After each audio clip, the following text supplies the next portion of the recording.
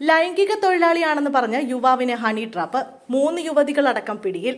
ഗുണ്ടാ നേതാവ് മരട് അനീഷിന്റെ സഹോദരൻ ഉൾപ്പെടെ 5 പേരെ ഹണി ട്രാപ്പ് കേസിൽ ഹിൽ പാലസ് പോലീസ് അറസ്റ്റ് ചെയ്തു.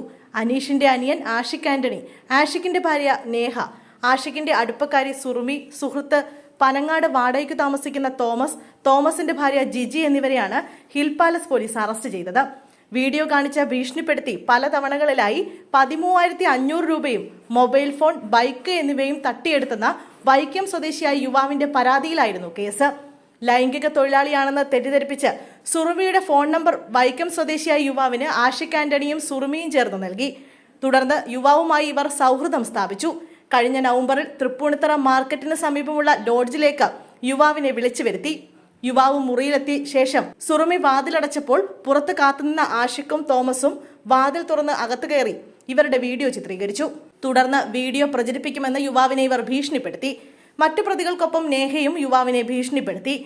ഇവർ തട്ടിയെടുത്ത ബൈക്ക് പണയം വെച്ച് പണത്തിൽ ഒരു വിഹിതം ജിജിയുടെ അക്കൗണ്ടിലേക്കാണ് എത്തിയതെന്ന് പോലീസ് പറഞ്ഞു.